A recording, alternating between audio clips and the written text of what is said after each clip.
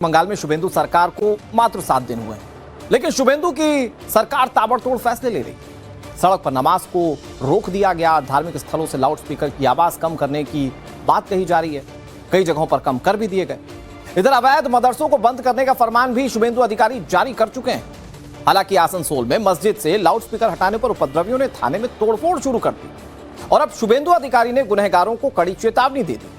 सरकारी प्रॉपर्टीज को नुकसान पहुंचाने वालों का पूरा हिसाब किताब लेने की बात शुभेंदु अधिकारी कह रहे हैं। शुभेंदु अधिकारी की स्पेशल टीम तैयार हो चुकी है। चर्चाएं तो यह भी है कि संजीव सान्याल को नंदीग्राम से चुनाव लड़ाकर कोई बड़ी जिम्मेदारी दी जा सकती है। वो जिम्मेदारी क्या हो सकती है और बंगाल में कैसे बड़े और कड़े फैसले लिए जा रहे हैं, आपको दिखाते हैं इस रिपोर्ट की तरफ से। ये पूरे दिशा निर्देश हैं कि किसी भी धार्मिक परिसर में लाउड स्पीकर इतना ज्यादा तेज नहीं बजना चाहिए कि उसकी आवाज दूसरों को परेशान करे। तो उसी को ना मानने के लिए इस चौकी को निशाना बनाया गया। सबसे बड़ी बात यह है कि सरकार बदलने के बाद से ही इस तरीके की घटनाएं हो रही हैं। आसनसोल की ये चौकी है और यहां पर करीब 1000 से ज्यादा लोग पहुंचे, उन्होंने पथराव किया। जगह जगह चौकी पे आपको पत्थर के निशान भी नजर आएंगे। ये आप ऊपर दीवार देखेंगे तो पूरे पथराव के नजर आएंगे। पीछे जो एसी का वेंट लगा हुआ है उस पे आप देखेंगे तो वो पूरा टूटा हुआ नजर आएगा। जो नाम लिखा हुआ है जहांगीर मोहल्ला, उस पर भी आपको ईंटों के निशान नजर आएंगे, उसे भी फाड़ दिया गया है और बहुत बड़ी तादाद में इस पूरे जगहों को निशाना बनाया गया। आप ये देखिए, बाइक तोड़ दी गई। ये देखिए, ये बाइक पर ईंट आपको नजर आएगी और साथ ही ये देखिए पूरी बाइक पर ईंटों के निशान नजर आएंगे, इन्हें भी तोड़ दिया गया। इसके अलावा आप देखिए दूसरी तरफ देखिए, ये दूसरी बाइक है, इसे भी ये यहाँ की जो पुलिस है के जवान हैं उनकी बाइक है। देखिए पुलिस लिखा हुआ है, इस बाइक को भी तोड़ दिया गया है। दूसरी तरफ आप यहाँ देखेंगे तो ये जो पुलिस की बाइक खड़ी हुई है इन्हें भी यहाँ पर तोड़ दिया गया। जितने भी आपको वाहन खड़े हुए यहाँ पर नजर आएंगे वो आपको ज्यादातर टूटे हुए नजर आएंगे और उन पर ईंटों के निशान भी नजर आएंगे। ये सामने आप विंडो देखेंगे, इसे तोड़ दिया गया है। ये देखिए सामने आप ये विंडो देखिए कि किस तरीके से इस विंडो को भी तोड़ दिया गया। ये देखिए काम हुआ, बहुत गलत काम हुआ। ऐसा काम होने नहीं चाहिए। जब सरकार जो गाइड दिया सरकार के हिसाब से चलेगा। आप लोगों में भी नाराजगी इस बात को लेकर? हाँ, बहुत गलत काम हुआ। ऐसा होने ही नहीं चाहिए।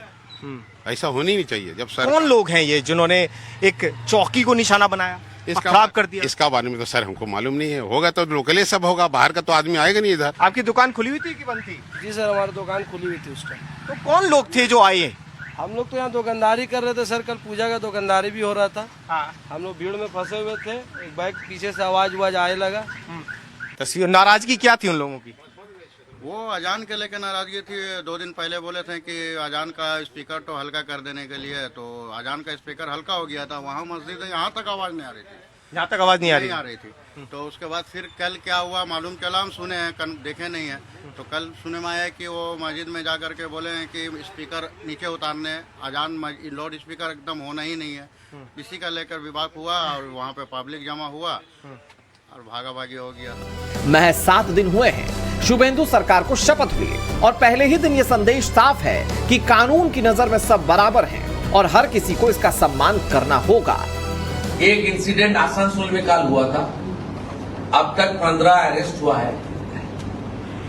जो लोग फाड़ी को तोड़फोड़ किया है, हमारी कानून है प्रदेश में, एक कानून लागू होगा। तोड़फोड़ करने वाला का खिलाफ तो पुलिस कस्टडी, रिमांड, इंटरोगेशन वो तो होगा ही होगा। साथ साथ जो डैमेज हुआ गवर्नमेंट प्रॉपर्टी, उनका पर्सनल एक्सचेकर से वो भी वसूल करने का डायरेक्शन हम लोग दे दिया। कोई सरकारी प्रॉपर्टी पर हाथ मत उठाओ। पुलिस इंजोर होगा तो छोड़ने वाला हम लोग नहीं है। नियम सबको मानना पड़ेगा। भारत के संविधान और भारत का नियम को सबको मानना पड़ेगा। अब कोई भी धर्म का हो सकता है, कोई भी जाति का हो सकता है, लेकिन भारत के जो नियम है, भारतीय न्याय संहिता का जो नियम है वो मानना पड़ेगा। बंगाल में सरकार ही नहीं बदली बल्कि सिस्टम भी बदला है। इसका मैसेज शुभेंदु अधिकारी लगातार दे रहे हैं। शुभेंदु सरकार एक के बाद एक कई बड़े फैसले कर रही, रोक लगा दी गई है। अवैध स्लॉटर हाउस को बंद करने के निर्देश दिए गए। घोटालेबाज ऑफिसर्स और भ्रष्टाचार के आरोपी टीएमसी विधायकों पर लगातार कार्रवाई हो रही है। जिन लोगों ने बंगाल में अवैध तरीके से इमारतें और फैक्ट्रियां खड़ी कर ली थी, उन पर बुलडोजर चलने लगे हैं। सड़क पर नमाज पढ़ने पर रोक लगा दी गई है। अवैध मदरसों को भी बंद करने का आदेश दिया जा चुका है। बंगाल में शुभेंदु अधिकारी के फैसले को जनता का खूब समर्थन मिल रहा है। डबल इंजन कैसे काम करता है देख लिया। यहाँ भी तो आयुष्मान भारत का एग्रीमेंट का काम चल रहा है। मानडे जल जीवन मिशन का साथ एग्रीमेंट हो रहा है, मैं रहूंगा। 18 को हमारी शिपिंग मिनिस्टर आ रहा है।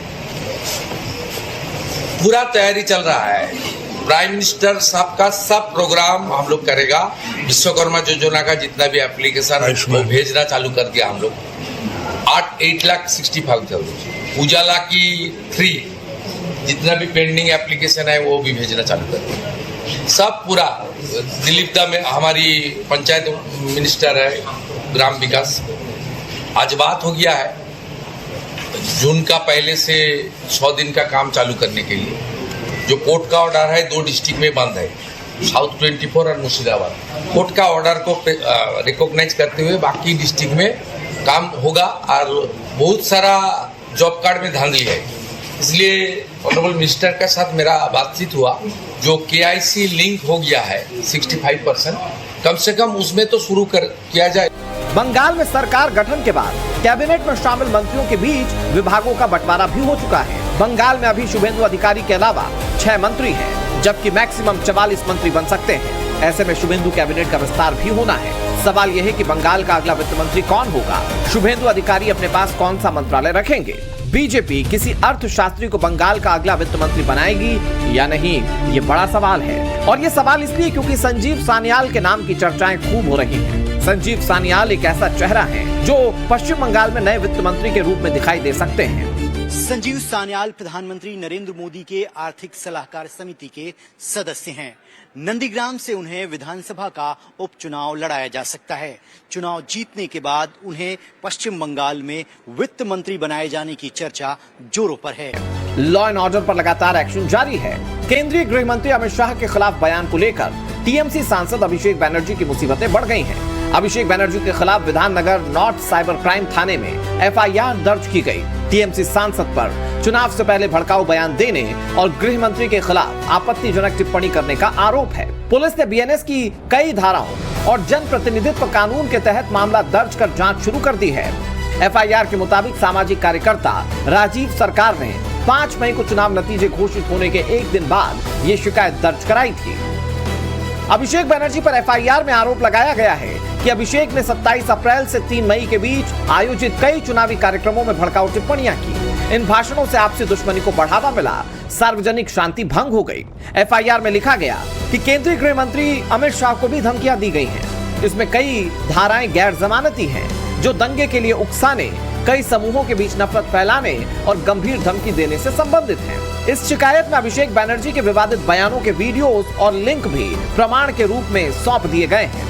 मामला भारतीय न्याय संहिता यानी BNS की धारा 192, 196, 351(2) और 353(1)(c) के तहत और लोक प्रतिनिधित्व अधिनियम की धारा 123(2) और 125 के तहत दर्ज किया गया है।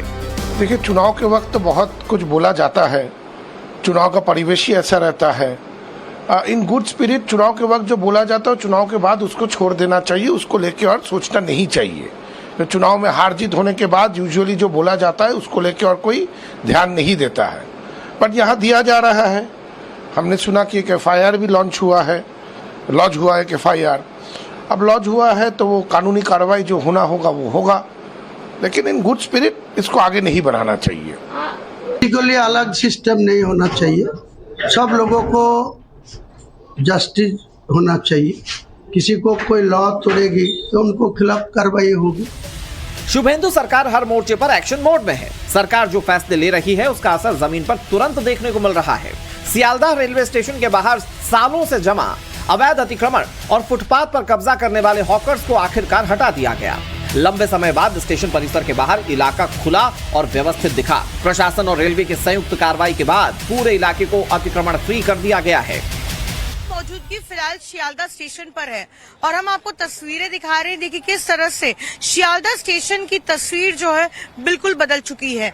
जो लोग यहाँ से ट्रेन लेकर पहुंच रहे हैं या फिर ट्रेन लेने पहुंच रहे हैं, वो अक्सर जब बाहर आते हैं तब देखते हैं इस पूरे स्टेशन के इर्द गिर्द जो है बड़ी संख्या में हॉकर जो है यहाँ पर बैठते थे।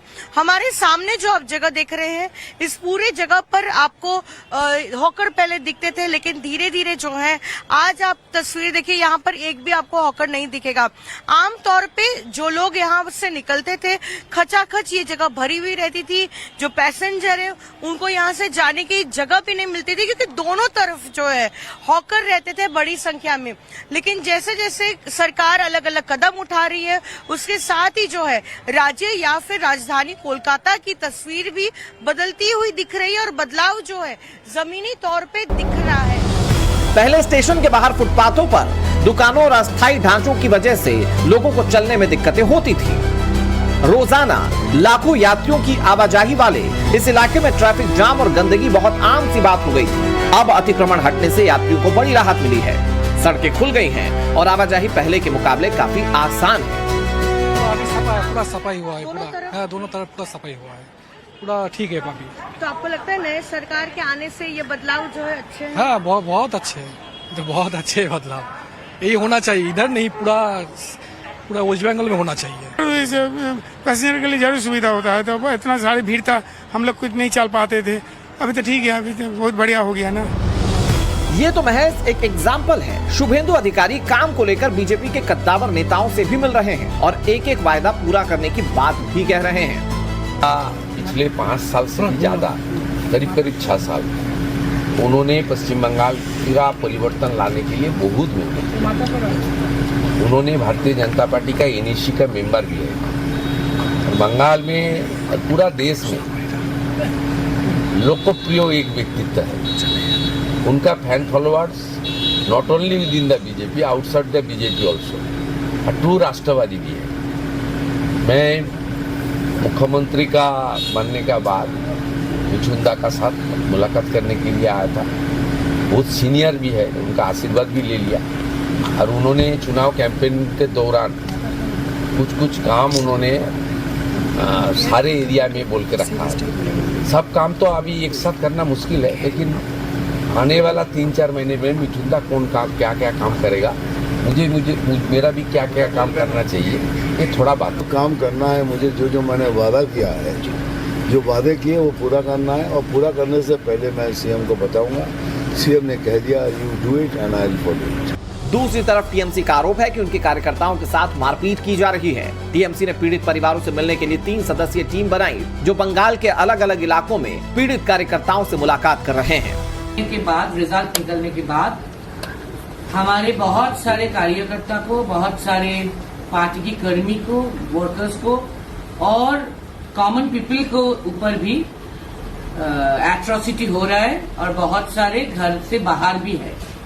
किसी का घर भी बिखर गया और हमारे पार्टी ऑफिस भी बहुत सारी जगह पे बंद है कि तोड़ा गया।